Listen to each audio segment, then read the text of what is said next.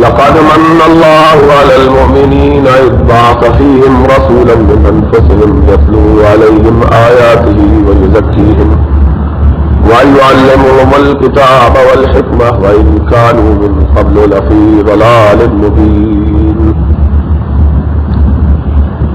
تمام قسم کی تعریفات وحدہ لا شریک خالق کائنات مالک ارض و سما کے لیے ہے، اور لاکھوں کروڑوں درود و سلام ہو اس ہستی اقدس و مقدس پر جن کا نام نامی اسم گرامی محمد اکرم صلی اللہ علیہ وعلی آلہ واصحابہ وبارک وسلم ہے. وہ ذات مقدسہ مبارکہ مطہرہ کہ رب العزت نے جنہیں رحمت کائنات بنا کر بھیجا اور جن کے ذریعے اہل کائنات کی ہدایت کا اور رہنمائی کا بندوبست فرمایا.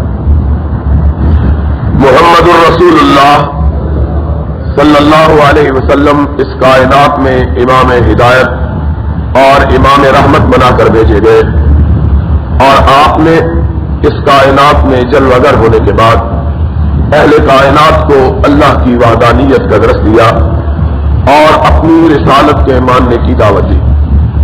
وہ لوگ جو حضرت محمد الرسول اللہ صلی اللہ علیہ وسلم کی دعوت کے قائل ہوئے، انہوں نے اللہ کی توحید کو تسلیم کیا، سرور کائنات حضرت محمد الرسول اللہ صلی اللہ علیہ وسلم کی امامت کے معتقد اور معترف ہوئے، وہ لوگ مسلمان کہلائے. مسلمان ہو جانے کے بعد محمد الرسول اللہ صلی اللہ علیہ وسلم کے احکامات کے مطابق انہوں نے یہ بات اچھی طرح اپنے دل اور دماغ میں بٹھا لی کہ صرف کلمہ طیبہ کا اقرار اور اعتراف، اللہ کی وحدانیت اور محمد الرسول اللہ صلی اللہ علیہ وسلم کی رسالت کی شہادت یہ جنت میں جانے کے لیے کافی نہیں ہے. اسلام میں داخلے کے لیے یہ بات بہت کافی ہے کہ آدمی اس بات کا اقرار اور اعتراف کرے کہ رب کائنات کے سوا کوئی خالق و مالک، حیات و موت پر قدرت رکھنے والا، زندگی و موت بخشنے والا، نفع و نقصان پہنچانے والا اور عبادت کے لائق کوئی اور دوسرا نہیں ہے. اور ساتھ ہی اس بات پر یقین رکھ لے کہ حضرت محمد الرسول اللہ صلی اللہ علیہ وسلم اللہ کے سچے پیغمبر، اللہ کے سچے نبی اور اللہ کے سچے رسول ہیں. یہ بات اس بات کے لیے کافی ہے کہ انسان کو حلقہ کفر سے نکال کر حلقہ اسلام میں داخل کر لے. صرف اس کے اقرار اور اعتراف سے آدمی مسلمانوں کی برادری کا ایک رکن بن جاتا ہے. لیکن کیا صرف یہ کلمہ شہادت، کیا صرف اللہ کی توحید کا اقرار اور حضرت محمد الرسول اللہ صلی اللہ علیہ وسلم کی رسالت کا اعتراف انسان کو اللہ کے عذاب سے بچانے، اللہ کی جنت میں داخلہ دلوانے، رب کی رضا کے حصول کا موقع فراہم کرنے اور اللہ کی بارگاہ میں مقرب ہونے کے لیے بھی کافی ہے؟ یہ بات کافی نہیں ہے، بلکہ انسان مسلمان ہو جانے اور مسلمان کہلا لینے کے باوجود اس وقت تک جنت کا وارث نہیں بن سکتا جب تک کہ وہ حضرت محمد الرسول اللہ صلی اللہ علیہ وسلم پر اترنے والی کتاب اور نبی پاک صلی اللہ علیہ وسلم کے قول فعل اور آپ کی تقریرات سے وجود پکڑنے والی سنت کی پیروی نہیں کرتا ہے. بلکہ اگر کوئی شخص سارے دین اسلام کی تعلیمات کو مانتا ہے، قرآن حکیم کے ایک ایک حکم کو تسلیم کرتا ہے، حضرت محمد الرسول اللہ صلی اللہ علیہ وسلم کی ساری تعلیمات پر ایمان لاتا ہے، لیکن اس کے باوجود صرف قرآن کے کسی ایک حکم کو یا محمد الرسول اللہ صلی اللہ علیہ وسلم کی طرف سے واجب کیے ہوئے فرض کیے ہوئے کسی ایک فریضے کو ترک کر دیتا ہے، صرف ایک فریضے کو، اس کا سارا ایمان، اس کا سارا اسلام اس کو جنت میں نہیں لے جا سکتا۔ جنت میں جانے کے لیے یہ ضروری ہے کہ انسان پورے اسلام کو تسلیم کرے، پورے اسلام کو مانے، اور پورا اسلام صرف اللہ کی وحدانیت کے اقرار اور حضرت محمد الرسول اللہ صلی اللہ علیہ وسلم کی رسالت کے اعلان تک محدود نہیں ہے، بلکہ پورے اسلام کا معنی یہ ہے کہ انسان اس بات کا اقرار اور اعتراف کرے کہ میں نے اللہ کے حکم کے سوا کسی دوسرے کا حکم نہیں ماننا ہے، اور اسلام پر عمل پیرا ہوتے ہوئے انسان یہ عقیدہ رکھے کہ حضرت محمد کریم علیہ الصلوۃ والسلام نے عبادات کو جس طریقے پر ادا کرنے کا حکم دیا ہے، میں نے عبادات کو اسی طریقے پر ادا کرنا ہے۔ اگر ایک انسان اللہ کے حکم پر عبادت میں مشغول اور مصروف ہوتا ہے، اللہ کی عبادت کرتا ہے، نماز پڑھتا ہے، روزہ رکھتا ہے، زکوٰۃ دیتا ہے، حج کرتا ہے، لیکن ان ساری عبادات کی ادائیگی میں سرور کائنات علیہ الصلوۃ والسلام کی مخالفت کا طریقہ اختیار کرتا ہے، یا ایسا طرز اختیار کرتا ہے جو محمد الرسول اللہ صلی اللہ علیہ وسلم نے بیان نہیں کیا، ایسے آدمی کی بھی کوئی عبادت اللہ کی بارگاہ میں قابل قبول نہیں ہے۔ عبادات پر کاربند ہونے کے باوجود اللہ کی بارگاہ میں قبولیت کے لیے یہ بات ضروری ہے کہ انسان عبادت کو اس طریقے پر کرے جس طریقے پر حضرت محمد الرسول اللہ صلی اللہ علیہ وسلم نے عبادت کرنے کا حکم دیا، نماز اس طریقے پر پڑھے جس طریقے پر نبی مکرم علیہ الصلوۃ والسلام نے نماز پڑھی ہے، روزہ اس طرح رکھے جس طرح سرور گرامی علیہ الصلوۃ والسلام نے روزہ رکھا اور روزہ رکھنے کا حکم دیا ہے، حج اس طرح پر کرے جس طرح امام کائنات علیہ الصلوۃ والسلام نے حج کیا اور حج کا طریقہ سکھلایا ہے، زکوٰۃ اتنی ہی ادا کرے جتنی محمد الرسول اللہ صلی اللہ علیہ وسلم نے بتلائی ہے۔ یہ بات بڑی ضروری ہے کہ انسان ساری عبادتیں کرنے کے باوجود اس وقت تک رب کی رضا کو حاصل نہیں کر سکتا جب تک کہ عبادت اس طریقے پر نہ کی جائے جس طریقے پر حضرت محمد الرسول اللہ صلی اللہ علیہ وسلم نے عبادت کی ہے۔ تو پھر اگر ایک شخص عبادت ہی نہیں کرتا اور وہ سمجھتا ہے کہ اس کا اسلام اسے جہنم میں جانے سے بچا لے گا اور اسے جنت میں لے جائے گا، تو اس سے بڑی غلط فہمی کا شکار کون شخص ہے؟ اگر عبادت کرتا بھی ہے لیکن وہ طریقہ اختیار نہیں کرتا جو امام کائنات علیہ الصلوۃ والسلام نے اختیار کیا ہے، تب بھی انسان اللہ کی بارگاہ میں سرخرو نہیں ہو سکتا۔ اور اگر کوئی عبادت ہی نہیں کرتا پھر وہ رب کی بارگاہ میں قرب کیسے حاصل کر سکتا؟ اس لیے یہ بات ہمیں اچھی طرح اپنے ذہنوں میں بٹھا لینا چاہیے کہ کسی شخص کی کوئی عبادت اس وقت تک قابل قبول نہیں ہے جب تک کہ وہ اس طریقے پر اس عبادت کو ادا نہ کرے جس طریقے پر محمد الرسول اللہ صلی اللہ علیہ وسلم نے اسے ادا کیا یا اسے ادا کرنے کا حکم دیا۔ ایمان اور اسلام صرف زبان سے اقرار، اعتراف، اعلان اور اظہار کر لینے کا نام نہیں ہے، بلکہ اپنے عمل سے اس اعلان کی تائید کرنے کا نام ایمان اور اسلام ہے۔ اسی لیے ایمان کی جو تعریف علماء نے کی ہے وہ یہ ہے کہ ایمان صرف زبانی اقرار کا نام نہیں ہے، بلکہ ایمان اسے کہتے ہیں کہ زبان سے آدمی اقرار کرے، دل سے اسے تسلیم کرے، اپنے عمل سے اس کی تائید کرے۔ اگر زبان سے اقرار نہیں کرتا تو کافر ہے، اگر زبان سے اقرار کر کے دل سے تصدیق نہیں کرتا تو منافق ہے، اگر زبان سے اقرار کرتا ہے دل سے تصدیق کرتا ہے لیکن اپنے عمل سے اس کی تائید نہیں کرتا تو بے عمل ہے، جہنمی ہے۔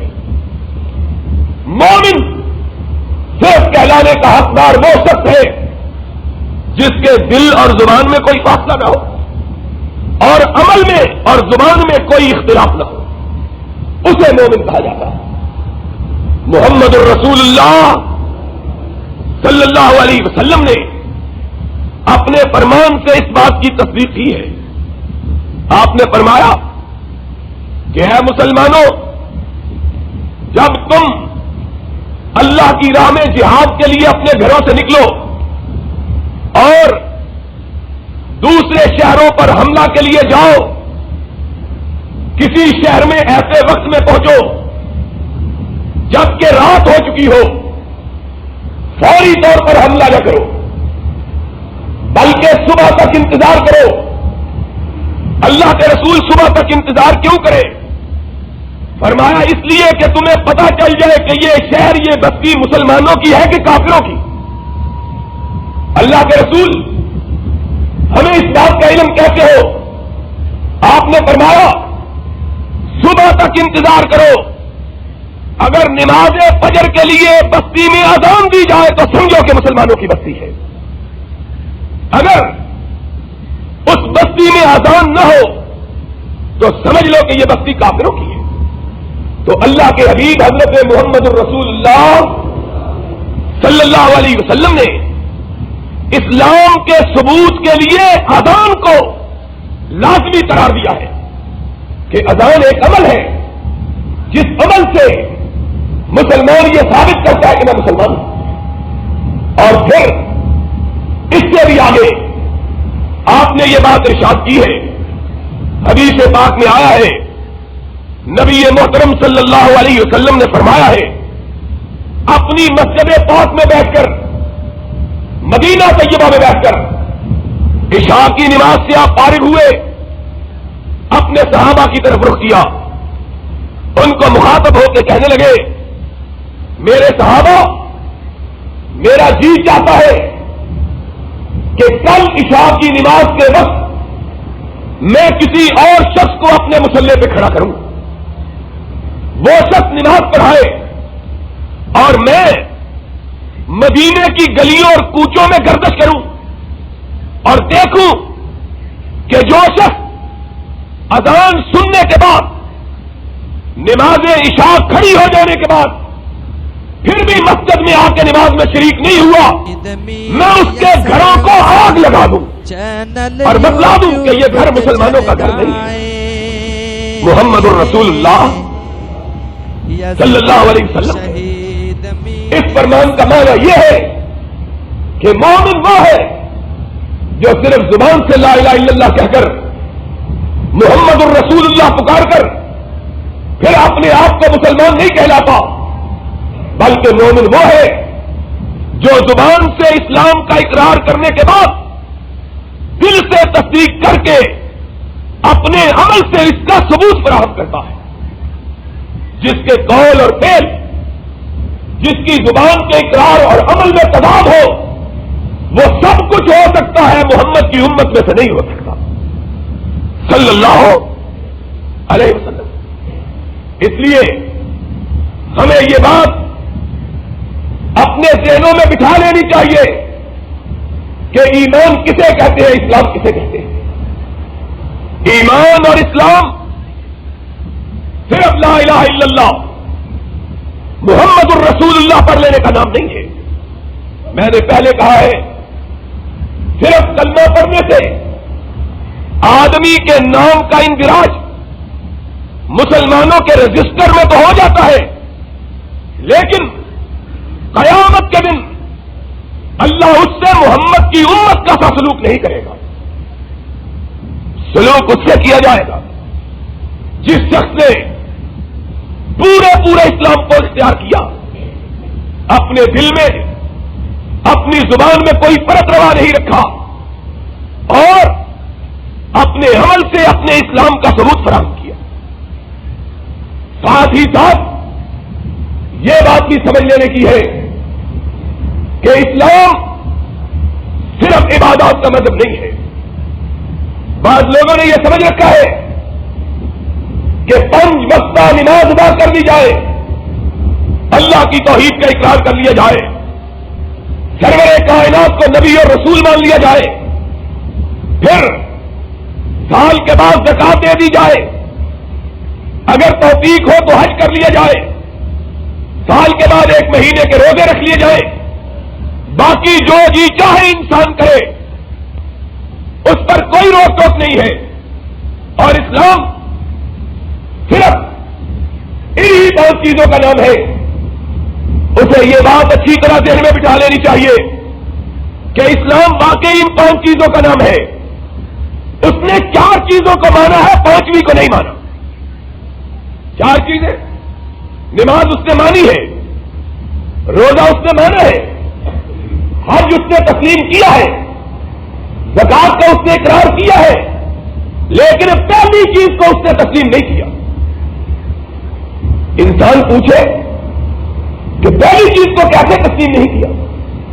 جب وہ نماز پڑھتا ہے, روزہ رکھتا ہے, حج کرتا ہے, زکات دیتا ہے, تو اس نے پہلی چیز کو قبول کر کے یہ تو سب کچھ کیا نہیں.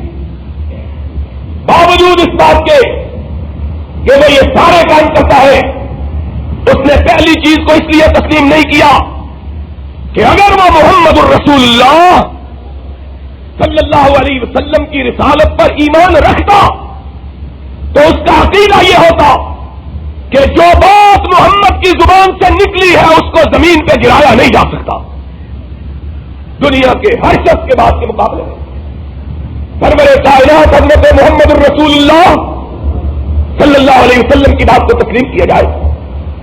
اس نے اپنے عمل سے اس بات کی نفی کی ہے. زبان سے کہتا ہے محمد میرا اللہ کا رسول ہے, میرا نبی ہے, میرا پیغمبر ہے, زبان سے کہتا اللہ میرا رب ہے, لیکن اپنے عمل سے نہیں مانتا.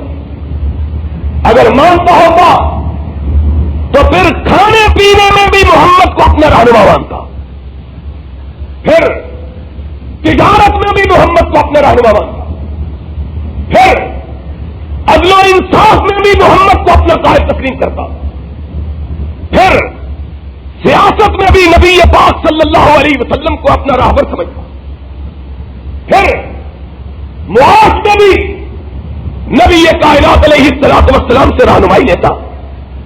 اگر عبادات میں نبی کریم کی پیروی کے بغیر انسان اللہ کی بارگاہ میں سرخرو نہیں ہو سکتا تو زندگی کے باقی معاملات میں بھی محمد کائنات کی امامت کو مانے بغیر انسان سرخرو نہیں ہو سکتا ہے صلی اللہ علیہ وسلم.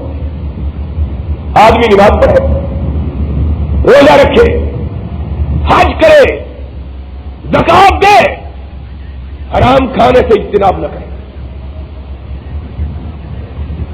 سود بھی کھاتا رہے, رشوت بھی کھاتا رہے, مال حرام بھی ہڑپ کرتا رہے. امام کائنات علیہ الصلوۃ والسلام نے فرمایا ہے کہ حرام چیزوں میں سے یہ بھی ہے کہ کاہن کا نذرانہ,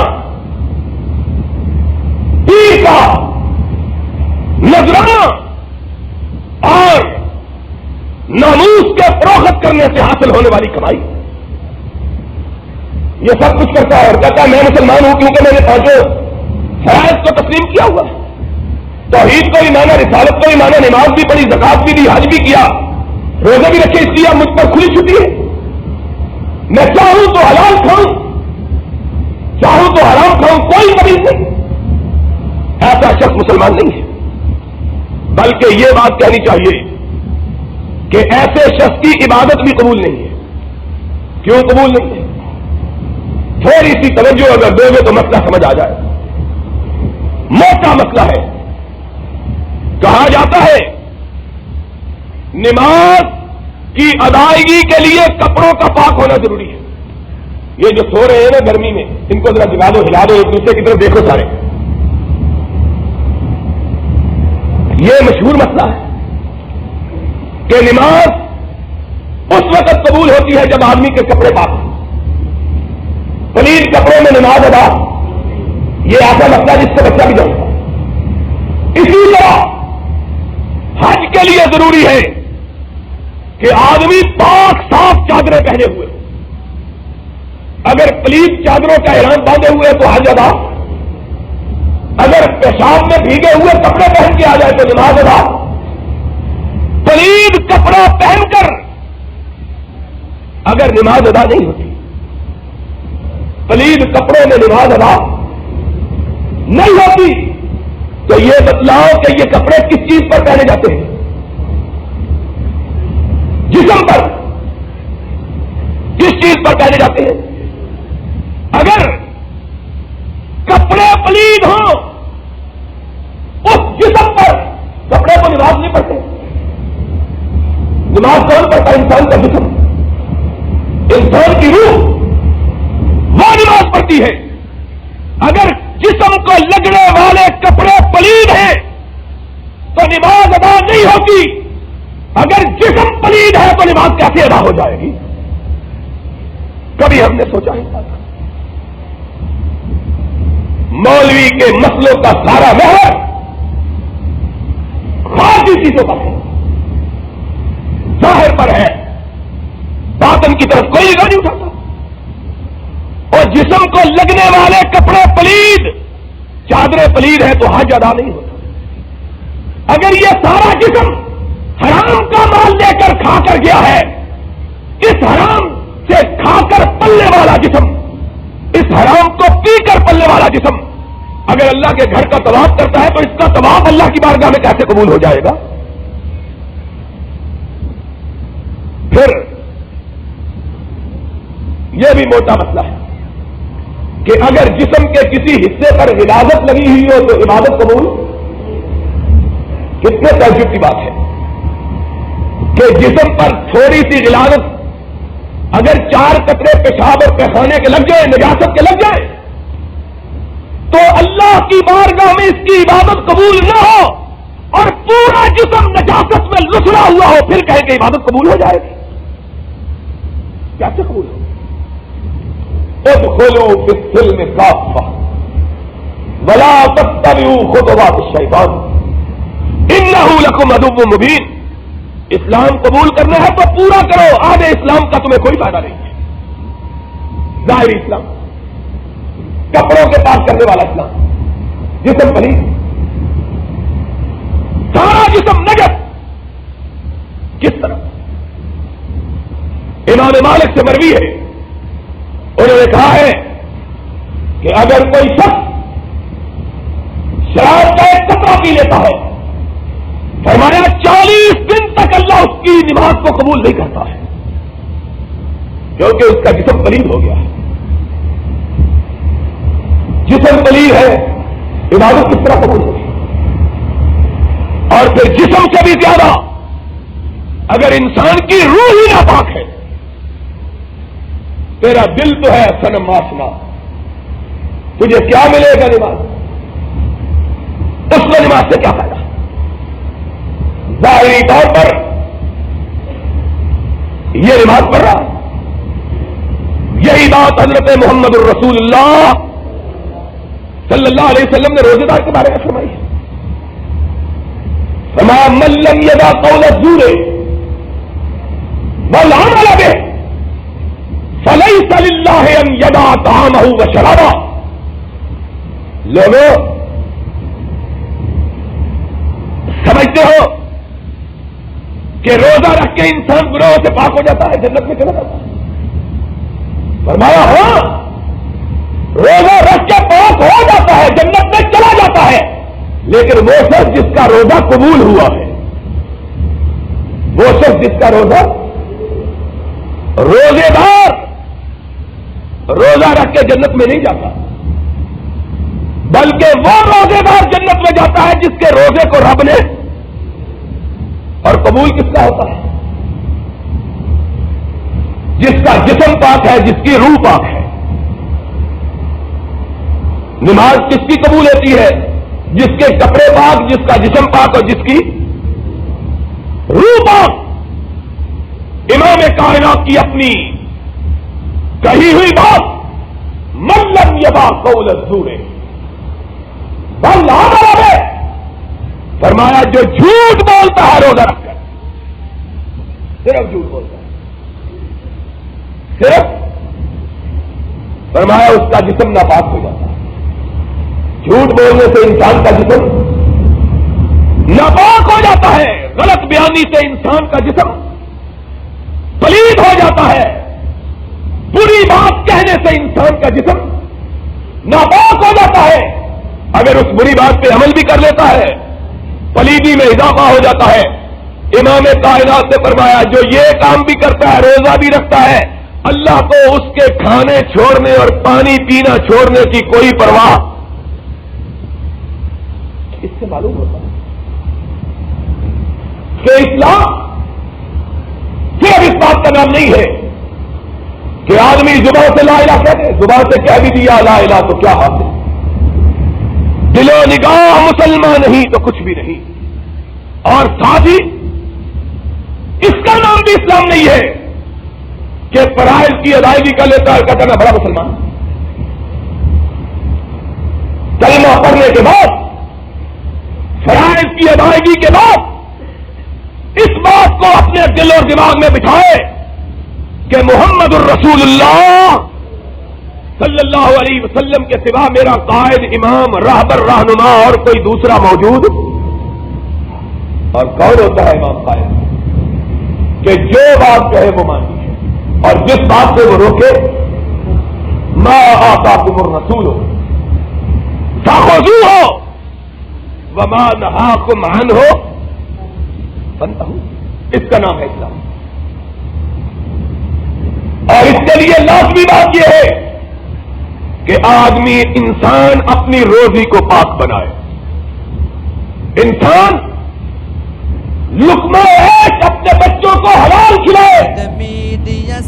امام ابن تیمیہ رحمۃ اللہ علیہ نے فرمایا ہے جو جسم حرام سے پرورش پائے اس سے حلال کی توقع نہیں رکھنی چاہیے۔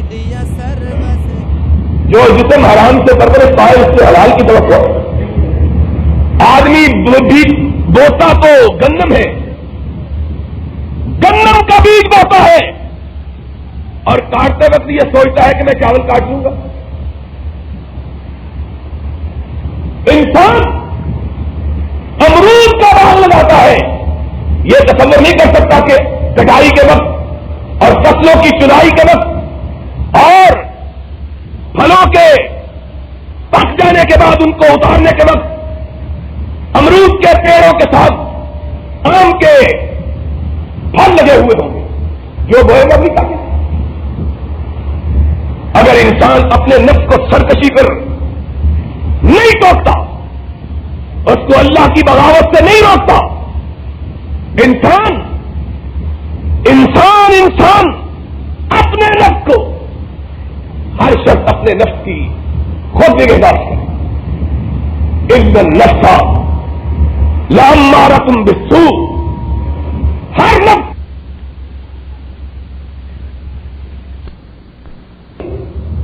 نہیں بھٹکنے دینا۔ میں نے اس جسم کی پرورش حرام سے نہیں ہونے دینی، میں نے اس جسم کو پالنا ہے تو حلال سے پالنا ہے، حلال سے اپنے جسم کی پرورش کرے، اپنی اولاد کی پرورش کرے گا حلال سے، انشاءاللہ پھر ان سے حرام کی توقع نہیں ہوگی۔ اگر جسم حرام سے پلا ہوا ہو، ایسے جسم کو کتنا بھی مجبور کرو اس سے حلال کی توقع رکھی جا سکتی، یہ بڑی موٹی بات ہے۔ اس لیے سمجھ لو کہ عبادتوں کے لیے اللہ کی بارگاہ میں قبولیت کی خاطر سب سے پہلے عقل حلال کا اہتمام کرنا ضروری ہے، جسموں کو پاک بنانا ضروری ہے، روحوں کو پاک بنانا ضروری ہے۔ جسم پاک ہوتے ہیں حلال کھانے سے، حرام سے اجتناب کرنے سے، حرام کے اجتناب سے جسم کو روکے، لقمہ حرام سے روکے، عمل حرام سے روکے، جسم کے ہر عضو کی نگہداشت کرے، نگاہوں کو آوارگی سے روکے، زبان کو جھوٹ اور غیبت سے روکے، دماغ کو برے خیالات سے روکے، دل کو برے جذبات سے روکے، پیروں کو خواہشات کی طرف چلنے سے روکے، ہاتھ کو حرام کے پکڑنے سے روکے، پھر انسان اللہ کی بندگی کرے۔ ابھی نماز ادا نہیں کرتا کہ رب کائنات اس کی نماز کو قبول کر کے اس کے گناہوں کو معاف کر دیتا ہے۔ پھر چھوٹی چھوٹی غلطیاں ہو جائیں، لیکن اگر اپنے آپ کو حرام سے بچا رکھا ہے تو کیا ہوتا ہے؟ ایک آدمی نبی پاک صلی اللہ علیہ وسلم کے پیچھے نماز ظہر ادا کرتا ہے،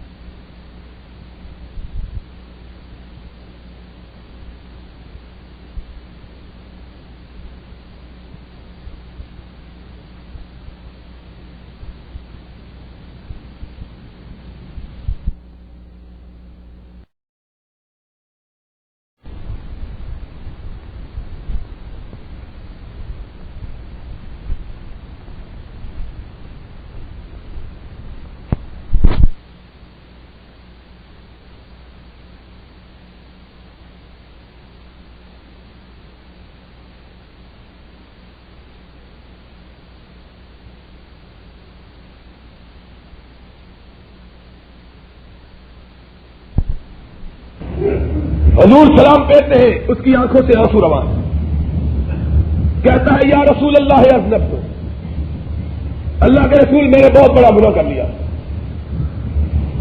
اللہ کے رسول پتہ نہیں میرا کیا ہوگا۔ آپ نے فرمایا کہ کبیرے کا ارتکاب تو نہیں کیا؟ اس نے کہا نہیں اللہ کے رسول، اس سے کم گناہ ہو گیا۔ آپ نے فرمایا وضو کر کے نماز پڑھی ہے؟ اس نے کہا اللہ کے رسول وضو بھی اسی طرح کیا جس طرح آپ نے کہا، نماز بھی اسی طرح پڑھی ہے جس طرح آپ نے پڑھائی، آپ کے پیچھے نماز ادا کی ہے۔ اللہ کے حبیب نے جواب میں کہا ان الحسنات یذہبن السیئات، جاؤ فجر کی نماز کے درمیان اور ظہر کی نماز کے درمیان جو تم سے بھولے سے غلطی ہو گئی ہے، اللہ نے صرف نماز کی ادائیگی سے گناہ کو معاف کر دیا ہے، گناہ معاف ہو گیا۔ کیوں کہ جسم حلال کا ہے برابر، اس سے اپنے آپ کو بچا کر کیا پھر غلطی ہو گئی ہے اللہ معاف کر، پھر لرزش ہو گئی ہے نماز پڑھنے سے۔ حدیث پاک کے الفاظ ہیں، سرور گرامی علیہ الصلوۃ والسلام نے ارشاد فرمایا ہے مومن جب وضو کرتا ہے، وضو کے پانی کے قطرے زمین پہ اکیلے نہیں گرتے، ساتھ گناہوں کو لے کے گرتے ہیں، سارے گناہ جھڑ جاتے ہیں۔ فرمایا جو باقی رہ جاتے ہیں ابھی سلام نہیں پھیرتا کہ اللہ باقی گناہوں کو بھی معاف کر دیتا ہے۔ شرط یہ ہے کہ جسم حرام سے نہ پلا ہوا ہو، حلال سے، جسم پاک، اس کے بغیر تو وضو بھی کوئی نہیں۔ اگر انسان پہ غسل واجب ہو اور وہ وضو کر کے سمجھے میری نماز ہو جائے گی تو نماز ادا، کیونکہ پلیدی بڑی ہے، وضو کی پاکیزگی چھوٹی ہے۔ اگر غسل واجب ہے تو صرف وضو سے انسان نماز کے قابل غسل کرنا پڑے گا، اور اگر جسم ہی پورا ناپاک ہے، کپڑے پاک ہو جانے سے، وضو کرنے سے، غسل کرنے سے انسان کا جسم پاک ہو سکتا ہے، جسم کو پاک بناؤ، اکل حلال کا اہتمام کرو، حلال روزی کھاؤ، اپنے بچوں کو حلال کھلاؤ، ان تمام معاشی مسائل سے احتراز کرو جن معاش کے مسائل کو محمد الرسول اللہ صلی اللہ علیہ وسلم نے حرام قرار دیا یا محمد کے خدا نے قرآن میں حرام قرار دیا، ان سے اجتناب کرو۔ اور بڑے بڑے حرام کیا ہے؟ بڑے سے بڑا حرام آج ہمارے پاکستان کے اندر حلال ہو گیا، کوئی چیز اب ہمارے ہاں حرام نہیں ہے۔ قرآن سے یہ معلوم ہوتا ہے، قرآن کے کہ سب سے بڑا حرام اگر کوئی ہے تو وہ سود ہے۔ قرآن کی تعلیمات سے سمجھو میری بات کو، خنزیر بھی حرام ہے، خنزیر بھی، شراب بھی، جوا بھی، یہ ساری چیزیں حرام ہیں، یہ ساری چیزیں حرام ہیں۔ ان کے حرام ہونے میں کوئی شبہ، مردار بھی، خون بھی، ان ساری چیزوں کا اللہ نے قرآن میں ذکر کیا۔ لیکن کسی حرام کے لیے وہ بات نہیں کہی جو سود کے لیے کہی ہے، کسی حرام کے لیے یہ بات نہیں۔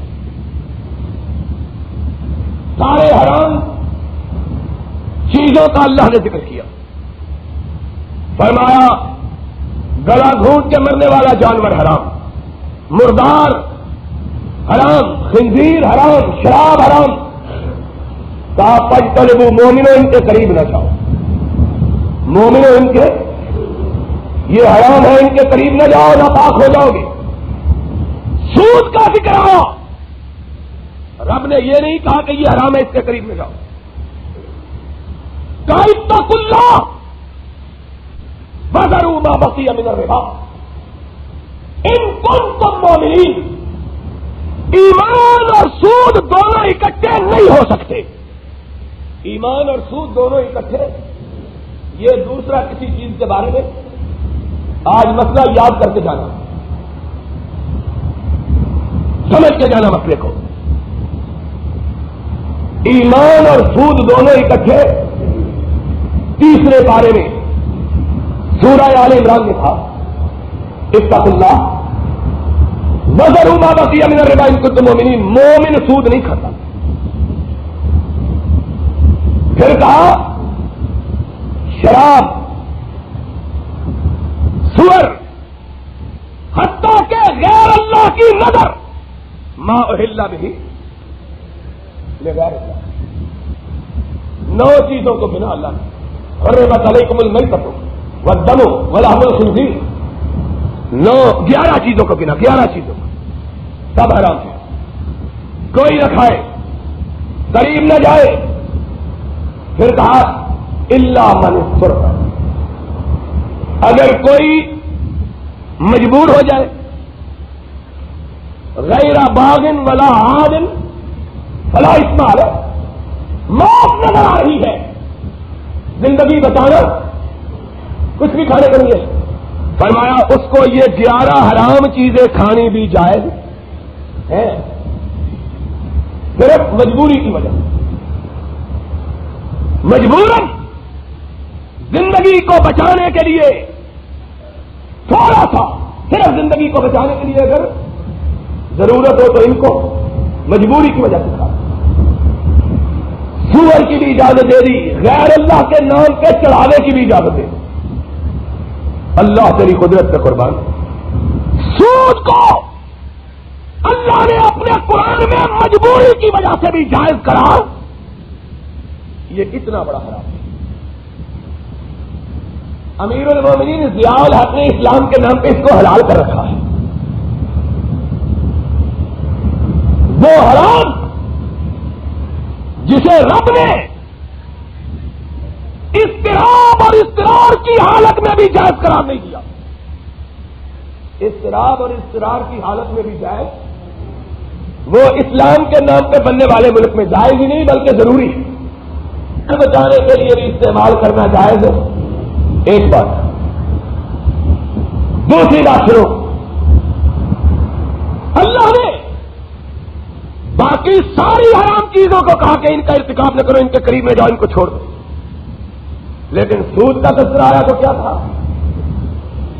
فرمایا فَاعْتَدُوا بِحَرْبٍ مِّنَ اللَّهِ وَرَسُولِهِ، سود کھانے والا، سود کھلانے والا اللہ کے خلاف جنگ کرتا ہے، محمد الرسول اللہ کے خلاف جنگ کرتا ہے صلی اللہ، اسے اللہ کے خلاف جنگ کرنے والا، رسول اللہ کے خلاف جنگ کرنے والا قرار دیا، اور کسی حرام کھانے والے کا یہ سختی کے ساتھ اعلان نہیں کیا جس قدر سود کا کیا۔ فرمایا إِن لَّمْ تَفْعَلُوا فَاعْذَرُوا بحرب من اللہ ہے ورسول ہے. اگر تم سود لینے دینے سے باز نہیں آتے تو اللہ کے خلاف رسول اللہ کے خلاف اعلان جنگ ہے, جنگ کے لیے تیار ہو جاؤ. سورہ آل عمران. اور پھر قرآن کے اندر چھٹے بارے میں رب العزت نے اپنے خلاف رسول اللہ کے خلاف جنگ کرنے والوں کا انجام اور ان کی سزا کیا بتلائی, وہ بھی اس قرآن کے اندر موجود ہے. سورہ مائدہ کے اندر چھٹے بارے میں اللہ رب العزت نے کہا انما جزاء الذین یحاربون اللہ ورسولہ وَيَسْعَوْنَ فِي الْأَرْضِ فَسَادًا أَنْ يُقَتَّلُوا أَوْ يُصَلَّبُوا أَوْ تُقَطَّعَ أَيْدِيهِمْ وَأَرْجُلُهُم مِّنْ خِلَافٍ أَوْ يُنفَوْا مِنَ الْأَرْضِ ذَلِكَ لَهُمْ خِزْيٌ فِي الدُّنْيَا وَلَهُمْ فِي الْآخِرَةِ عَذَابٌ عَظِيمٌ. اللہ رسول کے خلاف جنگ کرنے والوں کا انجام یہ ہے, ان کی سزا یہ ہے, ان کو ٹکڑے ٹکڑے کر دیے جائیں, ان کے ہاتھ کاٹ دیے جائیں, ان کے پاؤں کاٹ دیے جائیں اور اسلامی سلطنت سے ان کو نکال کر باہر پھینک دیا جائے. یہ سزا ہے اللہ رسول کے خلاف جنگ کرنا. مومنوں, آج ہمارے معاشرے کے اندر سود اس طرح رچ اور بس گیا ہے کہ ہماری معیشت کا ایک حصہ بن گیا. مومن وہ ہے, مسلمان وہ ہے جو مر جانا گوارا کر لیتا ہے, اپنی اولاد کو حرام کھلانا اور خود کھانا گوارا سود کے قریب نہیں پڑتا. اور بدقسمتی کی بات یہ ہے کہ سود لیتے دیتے خوشحال لوگ ہیں, مرنے والا کوئی نہیں لیتا. اللہ کو بھی پتا, اللہ کو بھی اس بات کا علم تھا کہ مردار غریب آدمی مر رہا ہو اس کے لیے مردار حلال, کیونکہ غریب مجبور ہوتا ہے. لیکن سود کو مجبوراً بھی اس لیے حلال نہیں کیا, اس لیے کہ کوئی غریب سود لینے پر کبھی مجبور ہوتا ہی نہیں. سود لیتا ہی وہ ہے, سود دیتا ہی وہ ہے جو خوشحال ہوتا ہے, جس کے اندر ہوش ہوتی ہے مال کے جمع کرنے کی, لالچ سے جس کی آنکھوں کو اندھا کیا ہوا ہوتا ہے, حوث سے جس کی آنکھوں پہ پٹی باندھی ہوئی ہوتی ہے, دنیا کی ہرس سے جس کو بولا بنایا ہوا ہوتا ہے, سود لین دین کا کام وہی کرتا ہے. ایک کارخانہ ہے, دل کے اندر حوثہ دو ہو جائیں. ایک فیکٹری ہے, دل کے اندر خواہشہ دو ہو جائیں. ایک زمین کا ٹکڑا ہے, چاہتا ہے دو ہو جائیں. فرمایا اے میرے حبیب صلی اللہ علیہ وسلم, بنی آدم کو کہہ دو کہ تمہاری ہوس کی آنکھ کو صرف قبر کی مٹی ہی پر کر سکتی ہے اور کوئی پر نہیں. حرام سے کبھی ہوس کی آگ بجھتی نہیں. اس لیے دوستو اس بات کا خیال رکھو, اسلام اس بندے کا نہیں ہے جو بڑا نمازی, حاجی, روزہ رکھنے والا, زکات دینے والا, بلکہ اسلام اس بندے کا ہے جو حرام کھانے سے, حرام کھلانے سے, حرام اپنے بچوں کو حرام سے پرورش کرنے سے اختلاف کرتا ہے. اور سب سے بڑا حرام کیا ہے؟ سود.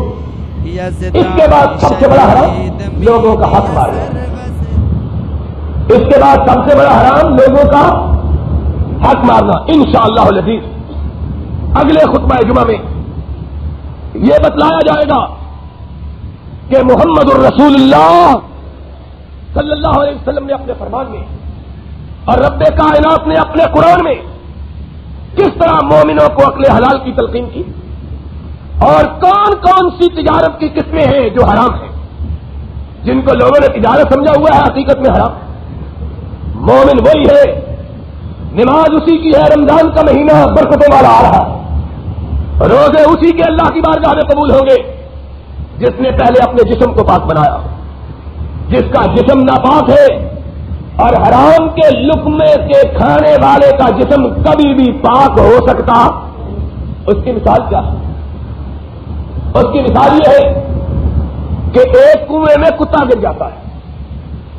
ایک کنویں میں مولوی سے جاتے مسئلہ پوچھتے, مولوی جی کنویں میں کتا گر گیا, پاک کیسے کریں؟ مولوی فقہ کی کتاب نکالتا کہتا ہے 250 بوکے نکالو. 250 وہ کیا کہتے تھے نا 250 ڈول پانی کا نکالو کنواں پاک ہو جائے گا. بلا مانا جاتا ہے کتا بیچ میں ہی پڑا ہوا ہے وہ کے نکالتا رہتا ہے. 250 نہیں 2500 بھی نکال لے کنواں پاک پہلے کتا نکالے. چلو 100 وضو نہیں 1000 وضو کر لو, 100 غسل نہیں 1000 غسل کر لو, جب تک پہلے جسم پاک نہیں, جسم کے اندر والی روح پاک نہیں, 1000 غسل سے بھی انسان کا جسم پاک ہو سکتا. یہ پاک ہوگا عقل حلال سے. عقل حلال کے کیا طریقے اور حرام سے اجتناب کے کیا طریقے ہیں, انشاءاللہ اس کا تذکرہ آئندہ خطبہ جمعہ میں ہوگا. وآخر دعوانا الحمدللہ رب العالمین.